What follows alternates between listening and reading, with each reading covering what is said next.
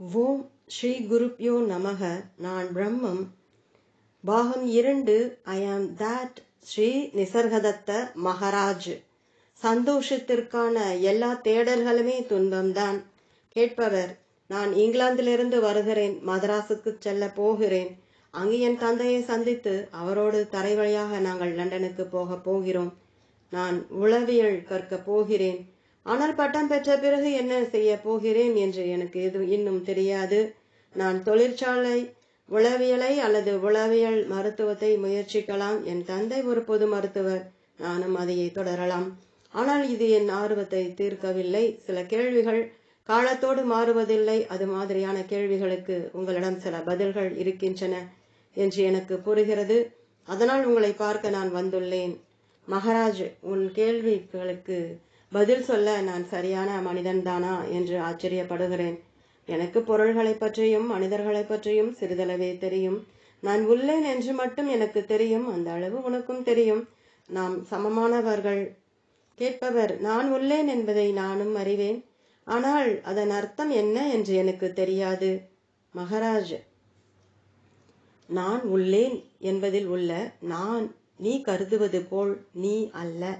நீ உள்ளாய் என்று அறிவது இயற்கையானது. நீ யார் என்று அறிவது மிகுந்த விசாரத்தால் வருவது. நீ விழிப்புணர்வின் முழு பிரதேசத்தையும் நன்றாக ஆராய்ச்சி செய்து அதற்கு அப்பால் செல்ல வேண்டும். இதற்கு நீ சரியான ஆசிரியரை தேடி அறிந்து கண்டுபிடிப்பிற்கு தேவையான சூழ்நிலைகளை நீ உருவாக்க வேண்டும். பொதுவாக சொன்னால் 2 வழிகள் உள்ளன, வெளிப்புறமாக மற்றும் உட்புறமாக. ஒன்று, நீ மெய்யை அறிந்தவருடன் வாழ்ந்து உன்னை முழுவதுமாக அவருடைய வழிகாட்டுகின்ற மற்றும் வடிவமைக்கின்ற தாக்கத்திற்கு ஒப்படைக்க வேண்டும். அல்லது உள் வழிகாட்டியை நீ நாடி உள் ஒளியை அது எங்கு உன்னை கொண்டு செல்கிறதோ அங்கு அதை பின்தொடர்ந்து செல். 2 வழியிலும் உன் தனிப்பட்ட ஆசைகளும் அச்சங்களும் கண்டு கொள்ளப்படக்கூடாது. நீ அருகாமையினாலோ அல்லது ஆராய்ச்சியினாலோ கற்றுக்கொள். இவை சாந்தமான வழி அல்லது துடிப்பான வழி. உன் குருவால் உணர்த்தப்படுகின்ற வாழ்க்கையும் அன்புமான ஆறு உன்னை கொண்டு செல்ல அனுமதி. அல்லது உன் உள் ஒளியால் வழிகாட்டப்பட்டு உன் சொந்த முயற்சியை செய். 2 வழிகளில் எந்த வழியாக இருந்தாலும் நீ மேற்கொண்டு நகர வேண்டும். மெய்யான உள்ளார்வத்தோடு இருக்க வேண்டும். நம்பவும் நேசிக்கவும் தகுதியான ஒருவரை கண்டுபிடிக்கும் அதிர்ஷ்டசாலிகள் மிகவும் அரிதானவர்கள். பெரும்பாலானவர்கள் கடினமான வழியைத்தான் எடுத்துக்கொள்ள வேண்டும். புத்திசாலித்தனமும் புரிதலும் உள்ள வழி, விவேகமும் பற்றற்ற தன்மையும் உள்ள வழி. இந்த வழி எல்லோருக்கும் ஏதுவான வழி. கேட்பவர்: இங்கு வர நான் அதிர்ஷ்டம் செய்தவன். நான் நாளையே திரும்ப வேண்டி இருந்தாலும் உங்களுடனான ஒரு உரையாடல் என் முழு வாழ்க்கையையுமே பாதிக்கும். மகாராஜ்: ஆமாம், நான் மெய்யை அறிய வேண்டும் என்று ஒரு முறை சொன்னால் உன் முழு வாழ்க்கையுமே ஆழமாக அதனால் பாதிக்கப்படும். உன் மனம் மற்றும் உடலின் பழக்கங்கள், உணர்ச்சிகள் மற்றும் மனக்கிளர்ச்சிகள், ஆசைகள் மற்றும் அச்சங்கள், திட்டங்கள் மற்றும் முடிவுகள் எல்லாம் மிகவும் தீவிரமான மாற்றத்திற்கு உள்ளாகும். கேட்பவர்: ஒரு முறை மெய்மையை கண்டுபிடிக்க வேண்டும் என்று நான் முடிவெடுத்து விட்டால் அடுத்து நான் என்ன செய்ய வேண்டும்? மகாராஜ், அது உன் மனோபாவத்தை பொறுத்தது. நீ தீவிரமான உள்ளார்வத்துடன் இருந்தால் நீ எதை தேர்ந்தெடுத்தாலும் அது உன் குறிக்கோளுக்கு கொண்டு போய் சேர்க்கும். உள்ளார்வம்தான் முடிவு செய்யும் காரணி. கேட்பவர்: தீவிரமான உள்ளார்வத்தின் ஆதாரம் என்ன? மகாராஜ், அது பறவையை அதன் கூட்டிற்கு திரும்ப வைக்கின்ற, மீனை அது பிறந்த மலை சுனைக்கு திரும்ப வைக்கின்ற, வீடு அடையும் உள்ளுணர்வு, பழம் பழுத்தால் அதன் விதை மண்ணிற்கு திரும்பும். பழுப்பதுதான் முக்கியம். கேட்பவர்: எது என்னை பழுக்க செய்யும்? எனக்கு அனுபவம் தேவையா? மகாராஜ், உனக்கு தேவையான எல்லா அனுபவங்களும் முன்பே உன்னிடம் உள்ளன. இல்லாவிட்டால் நீ இங்கு வந்திருக்க மாட்டாய். நீ மேற்கொண்டு எதுவும் சேகரிக்க வேண்டியதில்லை. சரியாக சொன்னால் நீ அனுபவங்களுக்கு அப்பால் செல்ல வேண்டும்.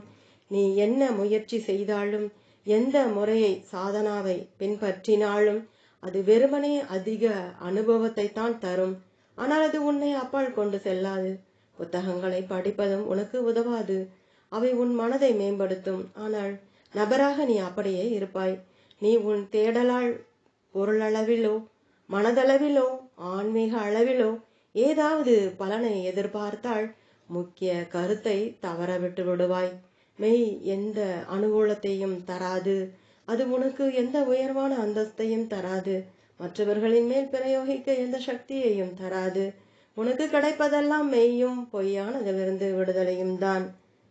கேட்பவர் கண்டிப்பாக மற்றவர்களுக்கு உதவ மெய் சக்தியை தரும். மகாராஜ், இது எவ்வளவுதான் உன்னதமானதாக இருந்தாலும் வெறும் கற்பனைதான். மெய்யாக நீ மற்றவர்களுக்கு உதவுவதில்லை, ஏனெனில் மற்றவர்கள் என்று யாரும் இல்லை. நீ மனிதர்களை உயர்ந்தவர்கள் மற்றும் கீழானவர்கள் என்று பிரித்து உயர்ந்தவர்களை கீழானவர்களுக்கு உதவ சொல்கிறாய். நீ பிரிக்கிறாய், மதிப்பீடு செய்கிறாய், ஒதுக்கி தள்ளுகிறாய். மெய்யின் பெயரால் அதை அழிக்கிறாய். மெய்யை முறைப்படுத்த முயலும் உன் ஆசையே அதை மறுக்க செய்கிறது, ஏனெனில் அதை வார்த்தைகளில் அடக்க முடியாது. இல்லை இல்லை, நேத்தி நேத்தி என்னும் செயல்பாட்டால் பொய்யை மறுப்பதன் மூலம் மட்டுமே மெய்யை வெளிப்படுத்தலாம். அதற்கு பொய்யை பொய்யாக விவேகத்துடன் பார்த்து பற்றற்ற தன்மையோடு மறுக்க வேண்டும். பொய்யை துறப்பது விடுதலை அழிப்பது மற்றும் சக்தியூட்டுவது. அது பூரணத்திற்கான பாதையை திறந்து விடுகிறது. கேட்பவர், மெய்யை கண்டுபிடித்ததை நான் எப்போது அறிவேன்? மகாராஜ், எப்போது இது மெய் அது மெய் என்னும் கருத்து தோன்றவில்லையோ அப்போது மெய் தன்னையே உறுதிப்படுத்தி கொள்ளும். சத்தியத்திற்கு தன் இருத்தலின் மேல் ஆர்வம் இருக்காது. ஆகையால் பொய்யை பொய்யாக பார்த்தால் மெய் வெளிப்படும். மனம் பொய்யை பார்க்காமல் குருடாக இருந்தால் மெய்யை தேடுவதில் அர்த்தம் இல்லை. மெய் அதன் மேல் எழ அத பொய்யை முற்றிலுமாக துறக்க வேண்டும். கேட்பவர், ஆனால் பொய் என்பது என்ன? மகாராஜ், கண்டிப்பாக எதில் இருத்தல் என்பது இல்லையோ அது பொய்யானது. கேட்பவர், இருத்தல் இல்லாதது என்றால் என்ன அர்த்தம்? ஒரு ஆணியை போல கடினமாக பொய் அங்கு இருக்கிறது. மகாராஜ், எது தன்னுடனேயே முரண்படுகிறதோ அதுக்கு இருத்தல் இல்லை, அல்லது அது கனநேர இருத்தலை மட்டுமே கொண்டிருக்கும். இதுவும் அதற்கேதான் வருகிறது. ஏனெனில் எது ஒரு ஆரம்பத்தையும் முடிவையும் கொண்டிருக்கிறதோ அதற்கு நடுவில் ஒன்றும் இருக்காது. அது உள்ளீடற்றது. அது மனதால் கொடுக்கப்பட்ட பெயரையும் வடிவத்தையும் மட்டுமே கொண்டிருக்கும். ஆனால் அதற்கு செறிவோ சாரமோ இருக்காது. கேட்பவர், கடந்து போகின்ற எல்லாவற்றிற்கும் இருத்தல் இல்லை என்றால் பிரபஞ்சத்திற்கும் இருத்தல் என்பது இருக்காது. மகாராஜ், யார் அதை மறுக்கிறார்கள்? பிரபஞ்சத்திற்கும் இருத்தல் என்பது கிடையாது. கேட்பவர், எது இருத்தலை கொண்டிருக்கிறது? மகாராஜ், எதுதான் இருப்பதற்கு சார்ந்திருக்காதோ, எது பிரபஞ்சம் தோன்றுவதோடு தோன்றாதோ, மறைவதோடு மறையாதோ, எதற்கு எந்த அத்தாட்சியும் தேவையில்லையோ, ஆனால் அது தொடுகின்ற எல்லாவற்றிலும் மெய்மையை வெளிப்பட செய்கிறதோ அது இருத்தலை கொண்டிருக்கும். பொய்மையின் தன்மை அது ஒரு கன நேரத்திற்கு மெய்யாக தோன்றுவது. உண்மை பொய்யின் தகப்பனாக மாறுகிறது என்று கூட ஒருவர் சொல்லலாம். ஆனால் பொய் காலத்தாலும் இடத்தாலும் வரையறுக்கப்படுகிறது. அது சூழ்நிலைகளால் உருவாக்கப்படுகிறது. கேட்பவர், நான் எப்படி பொய்யை விட்டுவிட்டு மெய்யை அடைவது? மகாராஜ், எதற்காக? கேட்பவர், ஒருங்கிணைந்த மகிழ்ச்சியான ஒரு மேம்பட்ட ஒரு அதிக திருப்தியான வாழ்க்கையை வாழ. மகாராஜ், மனதால் உருவகப்படுத்தப்படும் எதுவானாலும் அது பொய்யாகத்தான் இருக்க வேண்டும். ஏனெனில் அது இன்னொன்றை சார்ந்ததாகவும் அளவானதாகவும் தான் இருக்கும். மெய்யை உருவகிக்க முடியாது. அதை ஒரு நோக்கத்திற்காக உபயோகிக்க முடியாது. அதை அதற்காகவே தான் தேட வேண்டும். கேட்பவர், உருவகிக்க முடியாத ஒன்றை நான் எப்படி வேண்டி தேட முடியும்? மகாராஜ், வேறு என்ன வேண்டி தேடுவதற்கு தகுதியாக இருக்கிறது? ஒரு பொருளை வேண்டுவது போல மெய்யை வேண்டி தேட முடியாது என்றே எடுத்துக்கொள்வோம். ஆனால் நீ மெய்யற்றதை மெய்யற்றதாக பார்த்து அதை விட்டொழித்து விடலாம். பொய்யை விட்டொழித்து விடுவது மெய்யிற்கான வழியை திறக்கும். கேட்பவர், எனக்கு புரிகிறது, ஆனால் அது தினசரி நடைமுறை வாழ்க்கையில் எவ்வாறு இருக்கும்? மகாராஜ், சுய ஆர்வமும் சுய அக்கறையும் தான் பொய்யின் ஆதாரம். உன் தினசரி வாழ்க்கை ஆசைக்கும் அச்சத்திற்கும் இடையில் ஆடுகிறது. அதை கூர்ந்து கவனி. அப்போது ஒரு ஆறு பாறைகளுக்கு இடையில் நுரைத்து கொண்டு செல்வதை போல மனம் கணக்கற்ற பெயர்களையும் வடிவங்களையும் எவ்வாறு எடுக்கிறது என்று பார்ப்பாய். ஒவ்வொரு செயலின் சுய நோக்கத்தையும் கண்டுபிடித்து அதன் நோக்கம் கரையும் வரை அதை கூர்ந்து கவனி. கேட்பவர், வாழ ஒருவர் தன்னை கவனித்துக் கொள்ள வேண்டும். ஒருவர் தனக்காக பணம் சம்பாதிக்க வேண்டும். மகாராஜ், உனக்காக சம்பாதிக்க வேண்டியதில்லை. ஆனால் மனைவிக்காகவும் குழந்தைக்காகவும் வேண்டி இருக்கலாம். மற்றவர்களுக்காக நீ தொடர்ந்து உழைக்க வேண்டி இருக்கலாம். உயிர் வாழ்வதே கூட ஒரு தியாகமாக இருக்கலாம். எப்படியாக இருந்தாலும் சுயநலமாக இருக்க வேண்டியதில்லை. ஒவ்வொரு சுயநல நோக்கத்தையும் அதை பார்த்த உடனேயே விட்டொழி. நீ மெய்யை தேட வேண்டியதில்லை. மெய் உன்னை கண்டுபிடிக்கும். கேட்பவர், அடிப்படையான தேவைகள் இருக்கின்றன. மகாராஜ், நீ கருவாக உருவாகும் போதே அவை நிறைவேற தேவையானவை வழங்கப்படவில்லையா? சுய அக்கறை என்னும் பந்தத்தை விட்டுவிட்டு நீ என்னவோ அதுவாக இரு, செயல்படும் அறிவும் அன்புமாக. கேட்பவர், ஆனால் ஒருவர் உயிர் வாழ வேண்டும். மகாராஜ், உன்னால் உயிர் வாழ ஒன்றும் செய்ய முடியாது. மெய்யான நீ காலமற்றவன் மற்றும் பிறப்பிற்கு அப்பாற்பட்டவன். தேவைப்படும் காலம் வரை உடல் வாழும். நீ நீண்ட காலம் வாழ வேண்டும் என்பது முக்கியமல்ல. ஒரு முழுமையான வாழ்க்கை நீண்ட வாழ்க்கையை விட சிறந்தது. கேட்பவர், ஒரு முழுமையான வாழ்க்கை எது என்று யார் சொல்வது? அது என்னுடைய கலாச்சார பின்னணியை சார்ந்தது. மகாராஜ், நீ மெய்யை தேடினால் எல்லா பின்னணிகளிலிருந்தும், கலாச்சாரங்களிலிருந்தும், சிந்திக்கும் மற்றும் உணரும் படிவங்களில் இருந்தும் நீ உன்னை விடுவிக்க வேண்டும். ஆண் அல்லது பெண் அல்லது மானிடன் என்னும் கருத்தை கூட நீ விட்டுவிட வேண்டும். உயிர் வாழ்தல் என்னும் கடல் மானிடர்களை மட்டுமல்ல, எல்லாவற்றையும் உள்ளடக்கியது. எனவே முதலில் எல்லா சுய அடையாளங்களையும் விட்டுவிடு. உன்னை இன்னதென்றும் இன்னாரென்றும் இது அல்லது அது என்று நினைப்பதை நிறுத்து. எல்லா சுய அக்கறையையும் விட்டுவிடு. உன் பொருளாதார மற்றும் ஆன்மீக நடத்தை பற்றி கவலைப்படாதே. வெளிப்படையான அல்லது மறைமுகமான எல்லா ஆசைகளையும் விட்டுவிடு. எந்தவிதமான சாதனையாக இருந்தாலும் அதை பற்றி சிந்திப்பதை நிறுத்து. இங்கு இப்போது நீ முழுமையானவன். உனக்கு எதுவுமே தேவையில்லை. அதனால் நீ மூளை இல்லாமல் முட்டாளாகவும் வருங்காலத்தை பற்றி அக்கறை இல்லாமலோ அலட்சியமாகவோ இருக்க வேண்டும் என்றும் அர்த்தம் அல்ல. தன்னை பற்றிய அடிப்படையான மிகுந்த ஆர்வம் மட்டுமே நீங்க வேண்டும். உனக்கும் உன்னுடையவர்களுக்கும் உணவு, உடை, இருப்பிடம் ஆகியவை தேவை. ஆனால் இவை பிரச்சனையாக இருக்க மாட்டா. பேராசையை தேவை என்று எடுத்துக்கொண்டால் ஒழிய ஒவ்வொன்றையும் கற்பனை செய்யப்பட்டவாறு அல்லாமல் அவற்றை உள்ளவாறே எடுத்துக்கொண்டு ஒத்திசைந்து வாழ்.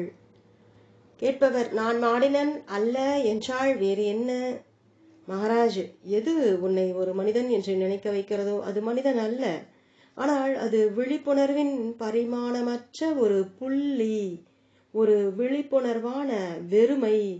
நீ உன்னை பற்றி சொல்லக்கூடியதெல்லாம் நான் என்று மட்டுமே. நீ தூய சத்து இருத்தல், சித்து, பிரக்ஞை, ஆனந்தம். இதை அறிவதுதான் எல்லா தேடலின் முடிவு.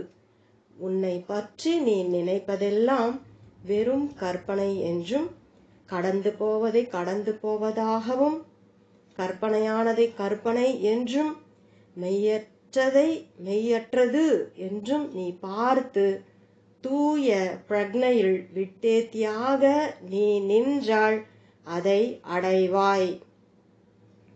இது ஒன்றும் கடினமல்ல. ஆனால் பட்டற்று இருக்க வேண்டும். பொய்யானதை பிடித்து கொண்டிருப்பதுதான் மெய்யை காண மிகவும் கடினப்படுத்துகிறது.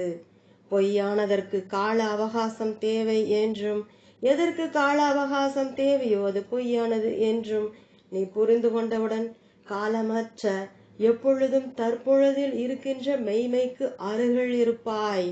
கடிகாரத்தின் அசைவை போல காலத்தில் சாசுவதம் என்பது வெறும் திரும்ப திரும்ப நிகழ்வது. அது முடிவற்று கடந்த காலத்திலிருந்து எதிர்காலத்திற்கு ஓடுகிறது. அது ஒரு உள்ளீடற்ற தொடர்ச்சி.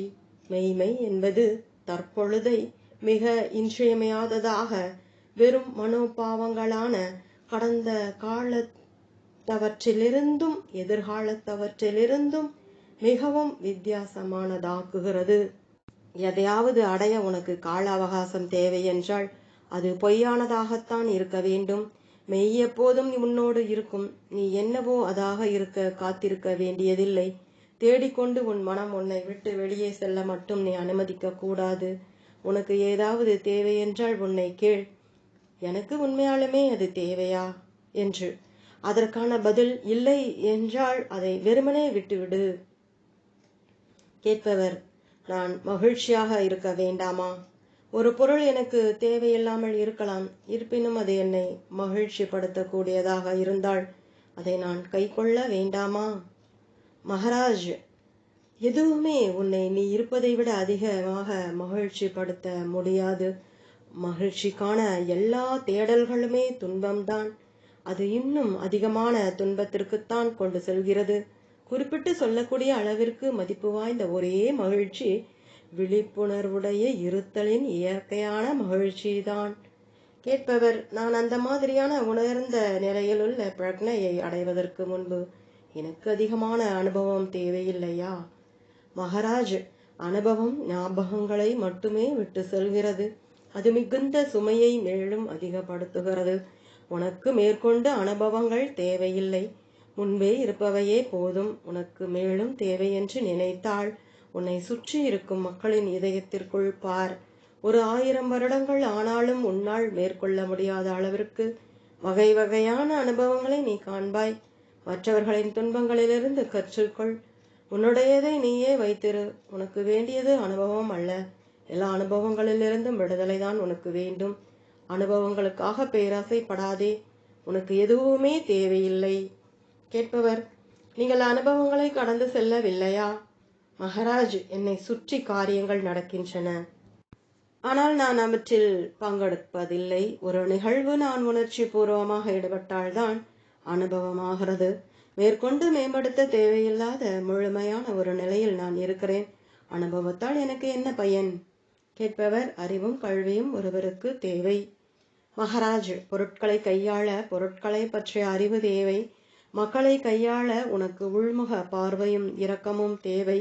உன்னை கையாள உனக்கு எதுவுமே தேவையில்லை. நீ என்னவோ அதுவாக இரு. விழிப்புணர்வுள்ளவனாக உனக்கு அப்பால் சுற்றி திரியாதே. கேட்பவர், பல்கலைக்கழக படிப்பு மிகவும் பயனுள்ளது. மகாராஜ், அதில் சந்தேகமே இல்லை. வாழ்வதற்கு சம்பாதிக்க அது உனக்கு உதவுகிறது. ஆனால் எப்படி வாழ வேண்டும் என்று உனக்கு அது சொல்லித் தருவதில்லை. நீ ஒரு மனோதத்துவ மாணவன். அது உனக்கு சில சூழ்நிலைகளில் உதவலாம். ஆனால் நீ மனோதத்துவத்தாலேயே வாழ முடியுமா? மெய்மையை செயல்பாட்டில் பிரதிபலித்தால்தான் வாழ்க்கை பெயர் சொல்லக்கூடியதாக இருக்கும். இறக்கும் தருவாயில் நான் நன்கு வாழ்ந்தேன், மறுபடியும் வாழ வேண்டியதில்லை என்று நீ சொல்லும் வகையாக எந்த பல்கலைக்கழகமும் நீ எப்படி வாழ வேண்டும் என்று சொல்லி தருவதில்லை. நம்மில் பெரும்பாலானவர்கள் மறுபடியும் வாழ வேண்டும் என்னும் ஆசையுடன் இறப்போம். பல பல தவறுகள் செய்யப்படுகின்றன. செய்து முடிக்க வேண்டியவை நிறைய இருக்கும். பெரும்பாலானவர்கள் தாவரம் போல் இருக்கிறார்கள், ஆனால் வாழ்வதில்லை. அவர்கள் வெறுமனே அனுபவத்தை சேகரித்து தங்களின் ஞாபகத்தை செறிவூட்டிக் கொள்கிறார்கள். ஆனால் அனுபவம் என்பது மெய்மையை பற்றிய பார்வையை தராது. மெய் என்பது புலனுணர்வு சார்ந்ததோ அல்லது உருவகிக்க கூடியதோ அல்ல. உடலோ மனமோ அல்ல, ஆனாலும் மனதையும் உடலையும் உள்ளடக்கிய மற்றும் கடந்து போகின்ற ஒன்று. கேட்பவர், ஆனால் அனுபவம் மிகவும் உபயோகமானது. அனுபவத்தால் தீயை தொடக்கூடாது என்று நீங்கள் கற்றுக்கொள்கிறீர்கள். மகாராஜ், பொருட்களை கையாள்வதற்கு அறிவு மிகவும் உபயோகமானது என்று முன்பே நான் உனக்கு சொல்லியிருக்கிறேன். ஆனால் அது மக்களையும் உன்னையும் எப்படி கையாள்வது என்றும் எப்படி ஒரு வாழ்க்கையை வாழ்வது என்றும் சொல்வதில்லை. ஒரு வாகனத்தை எப்படி ஓட்டுவது என்றோ அல்லது பணம் சம்பாதிப்பது எப்படி என்றோ நாம் பேசிக் கொண்டிருக்கவில்லை. இதற்கு உனக்கு அனுபவம் தேவை. ஆனால் உனக்கே நீ ஒளியாக இருக்க பொருட்களை பற்றிய அறிவு உனக்கு உதவாது. உண்மையான அர்த்தத்தில் நீயாக இருக்க பொருட்களை பற்றிய அறிவை விட மிக அதிகமாக நெருக்கமானதாகவும் ஆழமானதாகவுமான ஒன்று தேவை. வெளிப்புற வாழ்க்கை முக்கியமானதல்ல. நீ ஒரு இரவு காவலனாக இருந்து கொண்டு சந்தோஷமாக வாழலாம். உள்ளுக்குள் நீ என்னவோ அதுதான் முக்கியம். உன் உள் அமைதியையும் மகிழ்ச்சியையும் நீதான் சம்பாதிக்க வேண்டும். பணம் சம்பாதிப்பதை விட அது கடினமானது. நீயாக இருக்க எந்த பல்கலைக்கழகமும் சொல்லித்தராது. கற்றுக்கொள்ள ஒரே வழி பயிற்சி மட்டுமே. உடனடியாக நீயாக இருக்க ஆரம்பி. நீ என்னவாகவெல்லாம் இல்லையோ அவற்றை கைவிட்டு ஆழமாக செல். எப்படி கிணற்றை தோண்டும் ஒரு மனிதன் தண்ணீர் கிடைக்கும் வரை தண்ணீர் அல்லாதவற்றை ஒதுக்கி விடுவானோ அப்படி நீ சொந்தம் கொண்டாட ஒன்றுமே இல்லாத வரையில் உன்னுடையது அல்லாததை நீ ஒதுக்கிவிட வேண்டும். மனம் தொக்கி நிற்க மிஞ்சுவது ஒன்றுமே இல்லை என்று நீ காண்பாய். நீ ஒரு மானிடன் கூட அல்ல. நீ வெறுமனே ஒரு கால அளவிற்கும் ஒரு இட அளவிற்கும் நீடித்திருக்கின்ற காலம் மற்றும் இடத்திற்கு அப்பால் உள்ள உச்ச முடிவான காரணமான தனக்கே காரணமற்ற பிரக்ஞையின் ஒரு புள்ளி. நீ என்னை யார் நீ என்று கேட்டால் என் பதில் குறிப்பிட்டவாறு ஒன்றுமில்லை, இருப்பினும் நான் உள்ளேன் என்பது. கேட்பவர்: நீங்கள் குறிப்பிட்டவாறு ஒன்றும் இல்லை என்றால் பிரபஞ்சமயமானவராக இருக்க வேண்டும். மகாராஜ்: ஒரு கருத்தாக அல்லாமல் ஒரு வாழும் வகையாக பிரபஞ்சமயம் என்பது என்ன? பிரிக்காமல் எதிர்க்காமல், ஆனால் எதுவெல்லாம் உன்னை தொடர்பு கொள்கிறதோ அதையெல்லாம் புரிந்து கொள்வதும் நேசிப்பதும் தான் பிரபஞ்சமயமாக வாழ்வது. நான் தான் உலகம், உலகம்தான் நான், உலகம் என்னுடைய வீடு, உலகம் எனக்கு சொந்தமானது. ஒவ்வொரு இருத்தலும் என்னுடைய இருத்தல், ஒவ்வொரு விழிப்புணர்வும் என்னுடைய விழிப்புணர்வு, ஒவ்வொரு துக்கமும் என்னுடைய துக்கம், ஒவ்வொரு மகிழ்ச்சியும் என்னுடைய மகிழ்ச்சி. இதுதான் பிரபஞ்ச வாழ்க்கை. இருப்பினும் என் மெய்யான இருத்தல் மற்றும் உன்னுடையதும் கூட பிரபஞ்சத்திற்கு அப்பாற்பட்டது. ஆகையால் குறிப்பிட்டது மற்றும் பிரபஞ்சமயமானது என்னும் வகைகளுக்கு அப்பாற்பட்டது, முற்றிலும் தன்னிறைவான சுதந்திரமான அது என்னவோ அதுதான். கேட்பவர்: எனக்கு புரிந்து கொள்ள கடினமாக இருக்கிறது மகாராஜ். இந்த மாதிரியான சமாச்சாரங்களை பற்றி சிந்திக்க நீ கால அவகாசம் எடுத்துக்கொள்ள வேண்டும். உன் மூளையில் புதிய படிமங்களை ஏற்படுத்தாமல் பழைய படிமங்களை அழித்துவிட வேண்டும். உன்னை நீ அசைகின்றதற்கு பின்னாலும் அப்பாலும் இருக்கின்ற நிகழ்கின்ற எல்லாவற்றிற்கும் அமைதியான சாட்சியான அசைவற்றதாக அறிய வேண்டும். கேட்பவர்: ஒரு துடிப்பான வாழ்க்கையை பற்றிய எல்லா கருத்துக்களையும் நான் விட்டுவிட வேண்டும் என்று அதற்கு அர்த்தமா? மகாராஜ்: இல்லவே இல்லை. கல்யாணம் இருக்கும், குழந்தைகள் இருப்பார்கள், ஒரு குடும்பத்தை போஷிக்க வருமானம் இருக்கும். இவையெல்லாம் இயல்பான செயல்பாடுகளாக நிகழும். ஏனெனில் விதி தன்னை நிறைவேற்றிக் கொள்ள வேண்டும். நீ அதற்குள் எந்தவிதமான எதிர்ப்பும் இல்லாமல் சிறிய காரியமானாலும் பெரிய காரியமானாலும் அவற்றில் ஈடுபாட்டுடனும் முழுமையாகவும் வேலைகளை அவை வரும்போது எதிர்கொள்ள வேண்டும். ஆனால் பொதுவான மனோபாவம் பாசத்துடன் பற்றற்று இருப்பது, மிக அதிகமான நன்மதிப்பு, பிரதிபலன் எதிர்பாராமல் இருப்பது, எதையும் வேண்டாமல் கொடுத்து கொண்டே இருப்பது ஆகியவனவாக இருக்கும்.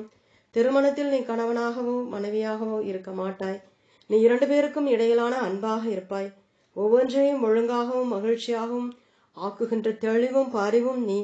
இது உனக்கு தெளிவற்றதாக தெரியலாம். ஆனால் நீ சிறிது சிந்தித்தால் மறைப்பொருளாக இருப்பது மிகவும் நடைமுறை சாத்தியமானது என்று காண்பாய்.